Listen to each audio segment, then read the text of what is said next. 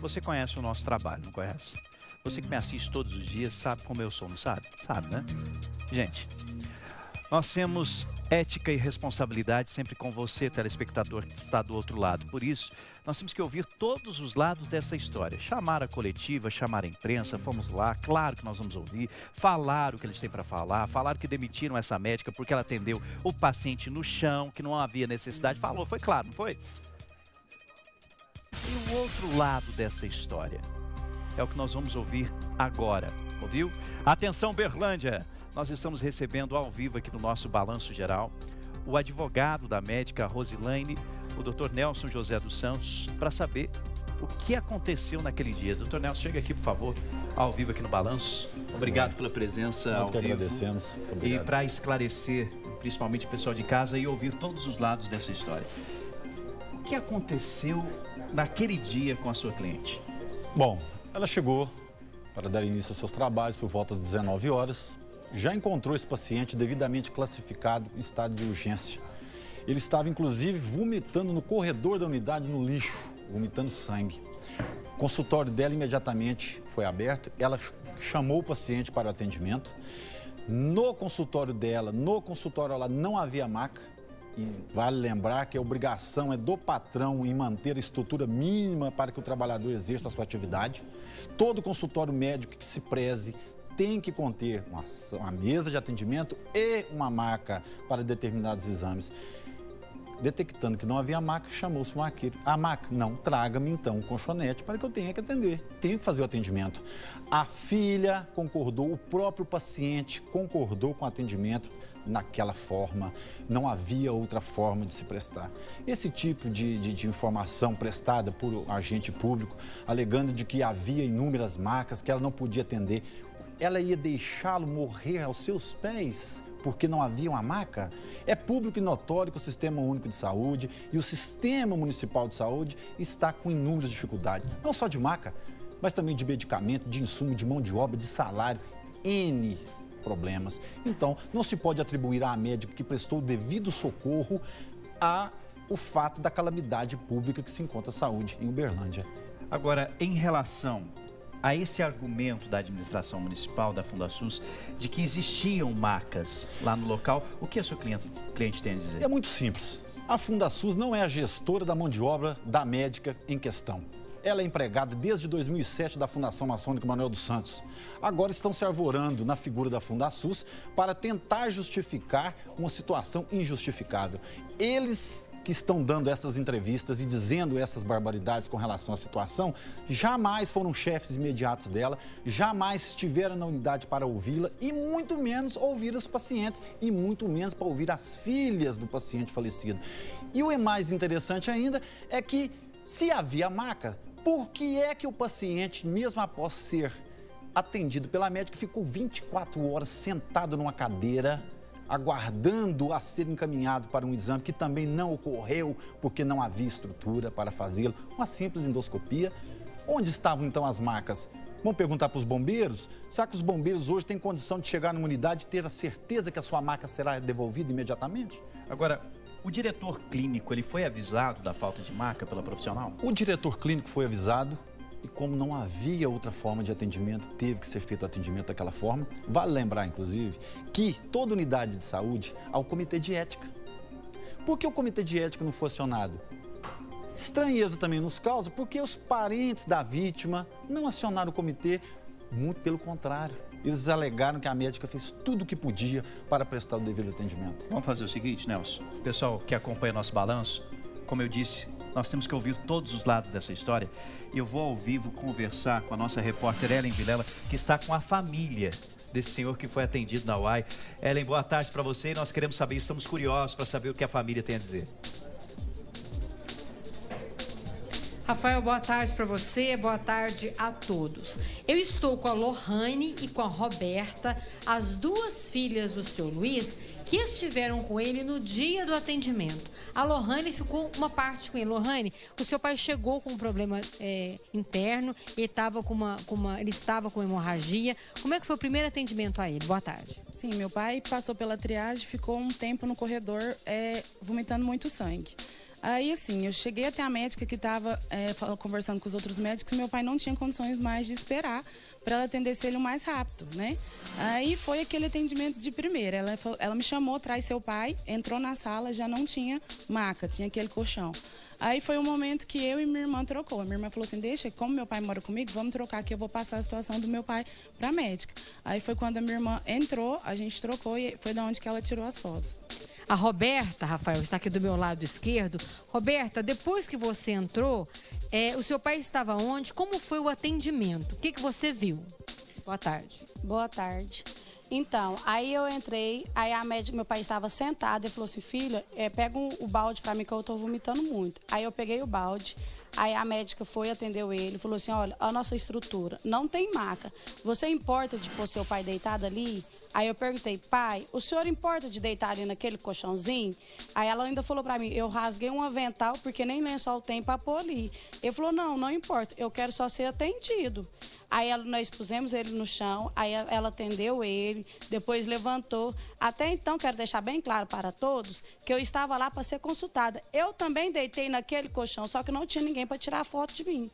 Que eu queria que tirasse foto também. Então, assim, eu e meu pai foi atendido no mesmo estado. Nós fomos atendidos no colchão, porque não tinha, nenhum momento tinha maca ali dentro da UAI. Não tinha maca no corredor, igual o diretor falou que tinha maca nos corredores ou nos outros consultórios. Nada disso tinha lá dentro, não tinha. Meu pai ficou numa cadeira. Depois que a médica consultou meu pai, ele ficou numa cadeira sentado, duro lá, ficou sentado, mais de 24 horas, esperando um leito para ele lá na sala de emergência. Então, assim, ele foi para a sala de emergência no outro dia, já 6 horas da tarde, porque não tinha vaga nem na sala de emergência. E ainda vem falar que tinha leito. Ela foi demitida por justa causa, porque tinha maca e ela não recusou nenhum momento. E outra coisa, nenhum momento maqueiro chegou nela, do tempo que a gente estava ali para oferecer maca. Nenhum momento. O maqueiro, a partir do momento que nós entrou para dentro, o maqueiro ficou sentado lá, nem levantou para ajudar nós a carregar o meu pai, que ele tá ali para ajudar. Nem isso ele fez isso. Ele ficou sentado. Depois que eu tirei as fotos, tirando meu pai da sala, minha irmã entrou e foi tirar as fotos do colchãozinho. Ele fechou a porta para minha irmã não tirar foto. Rafael, o depoimento da Roberta, que ficou a maior parte do tempo com o pai dela, e ela está afirmando a palavra dos familiares que viram a situação. Temos que levar muito em consideração tudo que é falado e verificado. A Roberta está afirmando, o seu pai foi atendido no chão porque não tinha maca, Roberta. Porque não tinha maca, não tinha mesmo. Não tinha maca, não tinha nada. Ficou na cadeira depois. Ele ficou numa cadeira lá vomitando o tempo todinho e obrando sangue numa cadeira, por falta de estrutura da Fundasus, que eles estão querendo tirar o deles fora, apesar que eles que estão culpados por tudo isso, por não estar vendo a situação que está a saúde dentro de Uberlândia, que precisamos melhorar muito essa saúde. Roberta. Obrigada. Rafael? Deixa eu conversar com a Roberta. Roberta, inclusive, está me ouvindo. Ela está te escutando, pode falar. Roberta, a pergunta que eu acho que o pessoal de casa está querendo saber é o seguinte, na hora do atendimento dessa profissional, para ser muito claro, houve algum tipo de negligência? A profissional atendeu, a médica atendeu o seu pai como deveria, mesmo sendo no chão, mas ela conseguiu atender da forma correta o seu pai? Deu toda a atenção que a família precisava? Perfeitamente, Rafael. Ela atendeu, não tem nem palavras para falar dela. Porque, assim, eu acho que se não fosse ela ali naquele momento, o estado que ele estava, ele tinha morrido ali naquele horário, ali naquele momento. Ela fez de tudo. Ela ajoelhou no chão, atendeu. Se tivesse que deitar junto com ele, ela tinha deitado também. Ela fez todos os procedimentos com ele. Falou, olha, essas medicações aqui estão em falta também, mas vamos correr atrás, porque seu pai precisa urgentemente de uma transfusão de sangue, precisa de uma endoscopia, precisa de ir para a sala de emergência. Agora... Então, assim, dela, para reclamar eu não tenho. Eu tenho só que elogiar e dar os parabéns para essa médica. Agora, Roberta, filha, só para o pessoal de casa entender, nós estamos recapitulando esse assunto.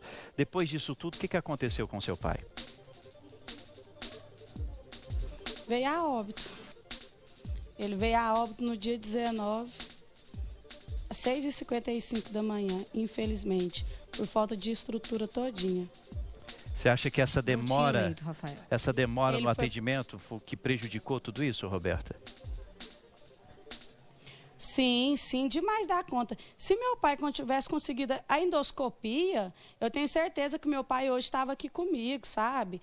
Não, assim, não podia talvez não estar aqui no meu lado, aqui nesse instante, podia ter talvez internado no hospital, mas se no momento tivesse conseguido a endoscopia ou até a transferência para o municipal, eu tenho certeza que meu pai hoje estaria aqui. Sabe? Porque precisava da endoscopia e da transfusão de sangue. Foram fazer a transfusão de sangue do meu pai às 5 horas da manhã, 6h55, meu pai faleceu. Já não adiantava mais essa transfusão de sangue.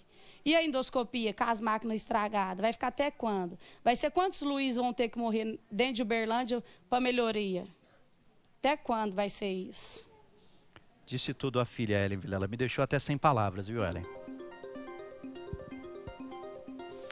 Rafael, o drama das duas filhas aqui da família do seu Luiz, por conta de tudo o que aconteceu, e elas estavam, desde que eu cheguei, elas me contaram, Ellen, nós estamos contando o que aconteceu. Claro. Não tinha maca para atender o meu pai. Só a palavra das duas filhas do seu Luiz, Rafael. Obrigado, Ellen. Agradece às filhas, força nesse momento e, claro, nós vamos continuar acompanhando o caso. Ellen Vilela ao vivo, sempre atento, o Balanço Geral é assim, ouvindo todos os lados. Claro que a voz agora fica até difícil, porque nós não estamos falando simplesmente da demissão de uma profissional, nós estamos falando de uma morte. Da morte de um senhor que, segundo a família, foi por negligência, por falta de estrutura para conseguir fazer o atendimento da forma mais rápida possível. Doutor, quero agradecer a sua presença aqui no nosso Balanço Geral e dizer que nós estamos à disposição para continuar apurando os fatos, levantando tudo isso. Nós queremos que o justo seja feito, que a justiça seja feita nesse caso, que essa profissional seja respeitada e que seja apurado da melhor forma possível, tudo isso que aconteceu envolvendo tanto o seu Luiz quanto também a profissional, a médica. A médica agradece essa oportunidade de esclarecer, de ter a sua versão, a verdadeira versão dita, e quero deixar o último recado aos outros profissionais da saúde que não se curvem diante desse ato arbitrário, que nada mais teve a finalidade de inibir todos os profissionais, enfermeiros, maqueiros, profissionais da ambulância e médicos, para que eles se calem. A fala é uma só. Se vocês revelarem o que realmente acontece, é esse o seu destino. Nós não vamos permitir que isso aconteça e vamos tomar as medidas necessárias na justeza da lei e não na covardia, como foi feito no caso da médica. Muito obrigado. Obrigado, viu, Nelson? Obrigado mesmo. Estamos sempre à disposição e nós vamos continuar acompanhando esse caso. E o que eu tenho a dizer para você sobre isso é o seguinte: não entra na minha cabeça que um profissional, médico, não ia utilizar uma maca para querer atender o paciente no chão. Não entra na minha cabeça e nunca vai entrar na minha cabeça. A partir do momento que a profissional viu que alguém precisava de socorro, sabe o que ela fez? Ela foi atender. Não entra na minha cabeça que essa profissional iria mentir, ia dizer que não tem maca e atender esse paciente no chão. Não entra na minha cabeça que essa família toda ia mentir. O pai delas morreu, gente.